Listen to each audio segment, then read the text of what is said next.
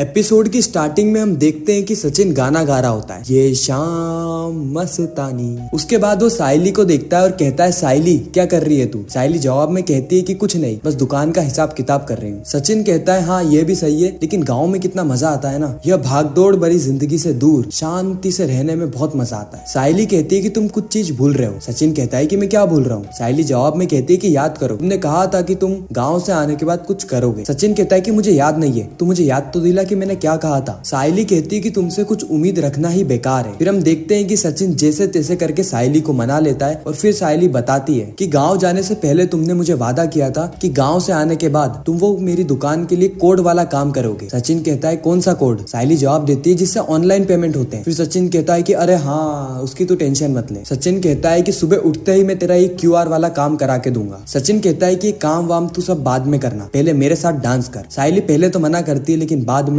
हमें सचिन और साइली का डांस देखने को मिलता है। इसके बाद सुबह हो जाती है और हमें रेणुका का सीन बताया जाता है, जहाँ पे रेणुका की दोस्त उससे बात करने के लिए आई होती है। अब रेणुका और उसे कुछ प्राइवेट में बात करनी थी, इसलिए वो हॉल में बैठ के बात नहीं करते। वो सीधे जाते हैं रिया के कमरे में, और वो जैसे ही कमरे में घुस रहे होते हैं उसी समय रिया जोर से दरवाजा बंद कर देती है। फिर रिया को रियलाइज होता है कि बाहर तो कोई था, इसलिए वापस से दरवाजा खोलती है और वह रेणुका से कहती है कि सॉरी, मैंने आपको देखा नहीं था। वो क्या है, मुझे डबिंग करने जाना है ना, तो जल्दी जल्दी में चेंज करना था। ये देख के रेणुका कहती है कि कोई बात नहीं। फिर रेणुका सोचती है कि अब इस कमरे में तो नहीं जा सकते, इसीलिए हम जाते हैं रोशनी के कमरे में। वहाँ पे जाके हम आराम से बात कर लेंगे। और ये जैसे ही तेजस और रोशनी के कमरे के बाहर पहुंचते हैं, ये देखते हैं कि वह दोनों तो आपस में ही लड़ रहे हैं। रोशनी यहाँ पे तेजस को चिल्ला रही होती है कि तुम जाओ और जॉब के लिए अप्लाई करो, कहीं ना कहीं तो जॉब तुम्हें लगेगी ही सही। लेकिन तेजस आलसी होता है, इसलिए कहता है कि हाँ ठीक है, मैं बाद में चले आऊंगा। और ये लड़ाई झगड़े देख के रेणुका सोचती है कि अब इस कमरे में भी हम नहीं जा सकते, इसलिए रेणुका डिसाइड करती है कि यह दोनों जाएंगे साइली और सचिन के कमरे में, क्योंकि साइली तो किचन में काम कर रही है, इसलिए कमरा खाली होगा। लेकिन जैसे ये कमरे के अंदर पहुंचते हैं, वहाँ पे सचिन सो रहा होता है और सचिन उन्हें कहता है कि मैं तो कमरे से बाहर नहीं जाने वाला, अगर तुम्हें बात करनी है तो हॉल में जाके कर लो। जिसके कारण यहाँ पे रेणुका को कोई भी जगह नहीं मिलती है आपस में बात करने की। बाद में आखिरकार रेणुका को घर के बाहर जाना पड़ता है बात करने के लिए। रेणुका की दोस्त रेणुका से बोलती है कि तू एक कमरा क्यों नहीं बना लेती तेरे घर में? रेणुका कहती है कि मेरे दिमाग में तो कुछ और ही चल रहा है, जो कि है साइली और सचिन को इस घर से भगाने का। यहीं पर ये आसपास कहीं घर ले लेंगे ये दोनों, क्योंकि अगर मेरा कमरा बन गया तो ये दोनों घर में ही चिपक जाएंगे। अब देखना, तू मेरे घर के बाहर ही फूल वाली दुकान लगाई है, इससे मेरी इज्जत कितनी गिर रही है, इसका भी मुझे कुछ ना कुछ करना ही होगा। रेणुका की दोस्त कहती है कि अरे तेरे नाम पे दुकान है वो, तुझे तो गर्व होना चाहिए। तो रेणुका कहती है, काय का गर्व? मुझे गर्व तो तब होता है जब रोशनी ने अपने दुकान के आगे मेरा नाम लगाया, रेणुका ब्यूटी पार्लर। तुझे पता है रोशनी कितने बड़े खानदान से आती है। उसी समय साइली आ जाती है चाय देते हुए, तो रेणुका साइली पे चिढ़ जाती है। वो कहती है कि तू छुप छुप के हमारी बातें सुन रही है। साइली जवाब में कहती है कि आप ही ने तो मुझे कहा था चाय लाने के लिए, बस इसके बाद तो मैं दुकान खोलने ही जा रही हूँ। रेणुका कहती है कि हाँ हाँ जल्दी जा, लाखों का गल्ला जो छूट जाएगा।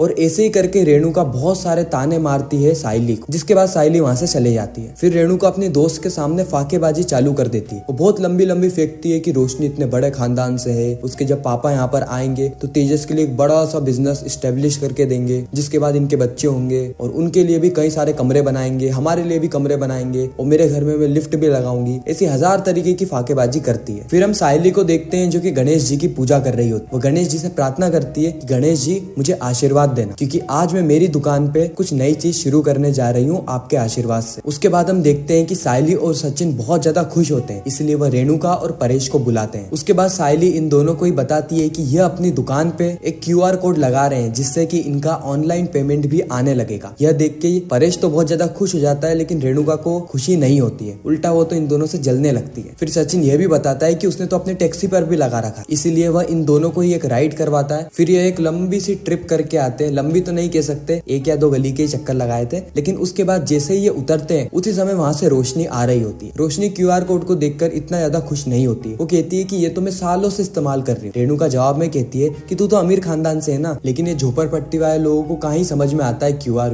लग गया तो खुशी मनाने लग। साइली कहती है कि हाँ, हम गरीब है, इसलिए छोटी छोटी खुशियों को सेलिब्रेट करते हैं, और ये क्यूआर भी लगाना हमारे लिए बहुत बड़ी बात है। और हर वो व्यक्ति जो पहली बार अपना खुद का बिजनेस करता है, वो खुशी महसूस करता है, और इसमें किसी को नीचा दिखाने वाली क्या ही बात है। सचिन रोशनी को कहता है कि ये लाली पाउडर, तेरे चाचा का थोबड़ा, मुझे नहीं लगता कि अब मुझे दूसरी बार देखने को मिलेगा, या फिर देखने को मिलेगा, वो आने तो वाला है ना वापस। और इस बात से रोशनी जो है बहुत ज्यादा टेंशन में आ जाती है। और इसी के साथ यह एपिसोड यहीं पर ही खत्म हो जाता है। आपको यह रिकैप कैसा लगा कमेंट सेक्शन में जरूर बताना, और ऐसे ही और रिकैप देखने के लिए हमारे चैनल को सब्सक्राइब जरूर करना। मैं मिलता हूँ आप सभी से किसी नेक्स्ट इंटरेस्टिंग वीडियो में। जब तक के लिए गुड बाय।